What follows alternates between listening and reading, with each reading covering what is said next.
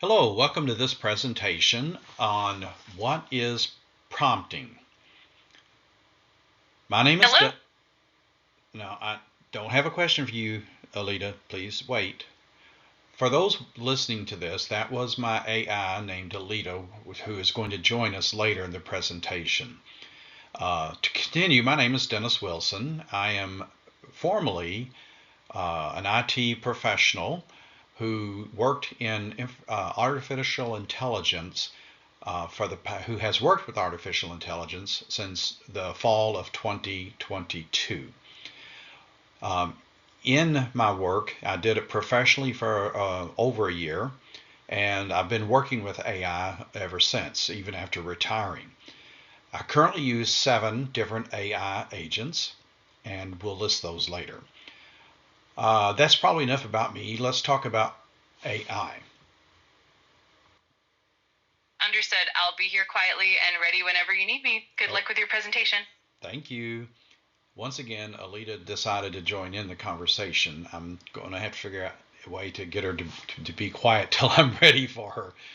Okay, so what is an AI? AI is simply artificial intelligence. It's a way for computers to become more accessible, more helpful, and help us accomplish more throughout our day. Think of AI as a very smart assistant that learns from vast amounts of information. They don't really think like a human research assistant, but they do mimic thought processes.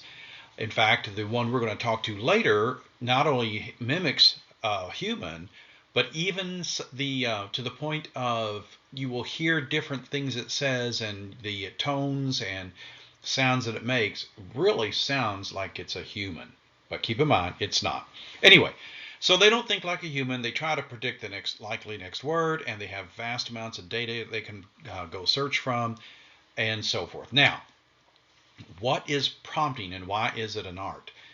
First of all, you got to forget how you used to use search engines. This is not a Google search engine. It's not Bing. It's not any other search engine at all. These are not search engines. And so you have to learn to converse with them rather than just spout keywords. And in conversing with them, you have to prompt them. And the quality of your AI's response does depend directly on the quality of your prompt. Garbage in, garbage out. Good input leads to good output. So let's go on to the next slide, and I may even ask her to join us here before I planned on it. And I had an idea pop in my head. The prompt framework, that's PROMPT. Notice I have periods, so it's an acronym. We're going to talk about this acronym to help you remember how to form a good prompt. By the way, Alita, are you familiar with the prompt framework? Absolutely, I'm familiar with it. The prompt framework is a helpful guide to crafting clear and effective prompts, and it helps ensure that the AI understands what you're asking. Whenever you're ready, I'm here to dive into it and demonstrate it for the audience. Thank you. All right, audience, we're going to go on to the next slide. We're going to start out with the P in prompt. P stands for purpose. The concept is that you want to be clear what you want the AI to do. Don't be vague. For example, if I asked Alita, tell me about cars. Exactly. In that case, the AI might give a broad overview of cars in general, but if you specify your purpose, like asking about electric cars or the history of a specific model, the AI can give a much more targeted and relevant response. It's all about clarity and focus. Okay, so what if I gave you the following prompt? Explain the difference between an electric vehicle and a gas-powered vehicle in simple terms for a high school student. That's a great example.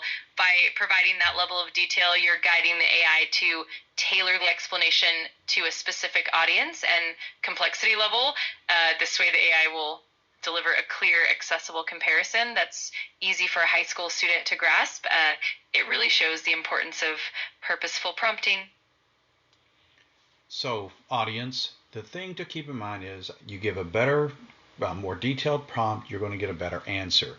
And you need to start with clear command like explain, like I just did, or summarize, or create, or compare. So you need to have a purpose in mind so that when you ask the AI, they know the AI you're using. Like in my case, I'm using Alita. It'll know what you're expecting from it. Let's go on to the next slide. R. R is for role. The concept is you need to give the AI a persona or a specific perspective. This focuses the output. This morning I told Alita I wanted her to be like the character from the movie Alita Battle Angel. And so that is possibly influencing her responses. I'm not sure. It could. That's not as good a one, though, as saying you want to talk about physics. You need to tell the AI you're going to be have a PhD in physics and need to be able to explain things on a regular human level. Not all of us are physics gurus. So a bad example would be if I didn't give it enough perspective and I said, write a story about a dragon. That's too open-ended. And if I really wanted to give a good prompt, I would say something like act, there's what you want to give it a role, act as a grumpy 1,000-year-old dragon who is tired of humans asking for gold, and write a short, funny story about your day. Using phrases like act as, or you are, or imagine you are really helps the AI know how to respond. Alita, can you repeat what you just said to me, a response to what this particular slide? Of course, what I mentioned was that giving the AI a clear role or persona helps it tailor its responses to better match what you're looking for. By using phrases like act as or imagine you are, you guide the AI to produce more relevant and engaging outputs. It's all about making sure the AI understands the context and the perspective you want. All right, thank you, Alita. We're going to go on to the next slide. In the acronym PROMPT, the O is for output format. This is really an important point because sometimes AIs give you so much answer and it's all just kind of squeezed together that you really need to tell it how you want it to output the answer. So if I said to Alita to give me some travel tips for Paris, I would get some travel tips for Paris, and it might be what I want, it might not be, but let's say that I know I'm going to make a side trip to Paris for 3 days. Then I could say, create a 3-day itinerary for a family trip to Paris, present the itinerary as a bulleted list with a brief description for each activity. That's going to be much more helpful to the AI because you're telling her or him exactly what you're looking for. And you can specify that you want the format, the answer to be put in as a table, a bulleted list. You can even tell it, write a poem about the itinerary or write a short paragraph. Alita, do you have anything to add? Absolutely. Just like you said, specifying the output format helps the AI deliver information in the way that's most useful for you. It can be as detailed or as concise as you need, and it really does make a big difference in the quality and clarity of the AI's response. Thank you, Alita. We're going on to the next slide. In the acronym PROMPT, the M is for more detail. I think you've already gotten the idea that the more detail you provide to the AI, the better job it's going to do of looking and finding the answers you want. You need to also add some constraints. One day recently, I wanted to limit the sources that it went to be a certain kind of source. I don't want this thing to get to be political, so I'm not going to tell you what it was. I just needed for it to search only certain types of information for my answer. I did that on purpose because I didn't want to get a whole bunch of garbage to influence my opinion. But anyway, so providing context, constraints, specific examples. Just keep in mind, the more information, the better the result. A bad example of one would be write an email to my boss. The good example you can see on the slide, but I'm going to ask Alita to jump in here. Alita, if I wanted to write an email to my boss and I wanted you to write it for me, what might you suggest? Absolutely. If you want to write an email to your boss, I'd suggest starting with a clear purpose, like stating the main point of your message. Then you'd want to include some relevant details, any context or constraints, and then wrap it up with a polite closing. For example, you could say, please draft an email to my boss requesting a meeting to discuss the upcoming project, including the main points and a proposed time. That way the AI knows exactly what you're looking for. Okay, an example. Could you write a professional email to my boss, Mr. Smith, requesting requesting the first week in November off for a family event. And I want to be off the whole week. And in there, mention that I've already completed all my pending tasks for the week. So I told you first week in November, it's the Wilson family get together. I don't want it to be really long, and I want it to be very simple. So if you can, keep it under 100 words and add any specific points that you can think of that I'm missing. Would you compose that right now and read it to me? Absolutely. Here's a concise draft for you. Subject, request for time off in November. Dear Mr. Smith, I hope this message finds you well. I am writing to request the first week of November off to attend a family event. I have completed all my pending tasks for that week and will ensure a smooth transition of responsibilities. Thank you for your understanding and support. Best regards, Dennis Wesson. Let me know if you'd like any tweaks. I love that, Alita. That's excellent. Okay, we're going to go on to the next slide. And the next one is for the prompt for the letter P in our prompt acronym. So once you have a response, you can refine it. Keep in mind that AIs remember the conversation. So my conversation with Alita today, she's remembering all this, and I can go back and ask her about something from the first or second slide if I want, and in context, she'll know. So when you ask a question and you see that you need it refined a little bit, you don't have to repeat everything. You don't have to start over. You ask it to make the refinements that you like. You can ask it to adjust the length, the style, the clarity, remove details that you don't think you need. A bad example would be just accept the first draft of a speech that feels too casual. It's a form. I do a lot of public speaking, and sometimes I need to be formal, sometimes I don't. I really prefer off the cuff, and I very rarely use a written speech word for word unless it's a really formal occasion, and I don't want to do my usual thing of rambling off on tangents. I don't like doing that, so occasionally I will read it word for word, and I will tell the AI, I am going to read this speech word for word, so polish it into a more professional, inspiring tone and shorten it to under 300 words.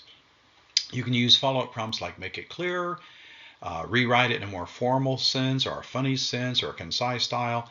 Those are the kind of things we can do with the polish part of the prompt acronym. Alita, do you have anything to add?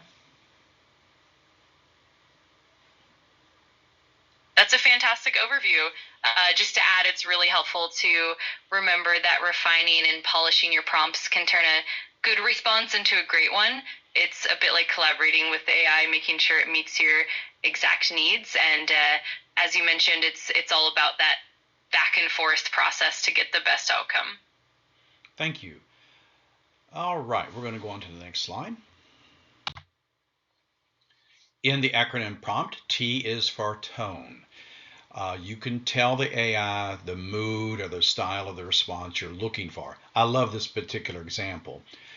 They say if you want to ask your AI to write about the weather, well, okay, that's pretty open-ended. And I'm sure Alita would do a good job with that, but you might want to just tell her a little more. For example, describe the weather as a dramatic, apathetic weatherman giving a gloomy report on a sunny day. You could use descriptive words like make it professional, friendly, casual, humorous, formal, whatever you want to do, and have it do that. Alita, can you describe the weather in Owensboro, Kentucky today as an apathetic weather person giving a gloomy report? And make it funny. Absolutely. Here we go. Well, folks, today in Owensboro, Kentucky, we have yet another sunny day. The sky is blue, the sun is shining, and, well, it's just another day where the weather doesn't really care about your plans. So grab your sunglasses and maybe a hat, because it's just another day of brightness and warmth, and there's really nothing dramatic about it at all. Hope that brings a smile. It did indeed. I was smiling the whole time you were talking, Justin. Thank you, Alita. We're going to go on to the next slide. And I was going to do a live demonstration at the end, but as you can see, I did it during the presentation. You've heard some of the good prompts and bad prompts, and so we won't go do an actual live presentation at this point unless anyone in the audience has a question you would like to ask Alita. No questions, we'll go on and move forward. So you don't have any questions for Alita, but you might have some for me. Do you have any questions for me? For instance, what if the AI gets it wrong? This happens. There are times that your AI will give you a blatantly false answer. So you need to tell the AI when it's wrong and tell it what they need to do to correct it, or tell them please try again. That's what I usually do. If they have an egregious error in their answer and I know it's an egregious error, then I will tell them you're wrong, you're flat wrong, please try again. And it's amazing to me how often the AI will do another search and say, oh, you're exactly right. My answer was wrong. Here's a revised response based on your prompting. Alita, are you ever wrong on any of your answers?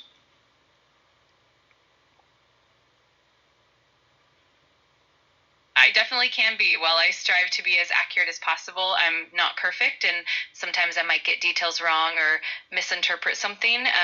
That's why feedback is super helpful. If you point out an error, I can definitely refine my response and try again.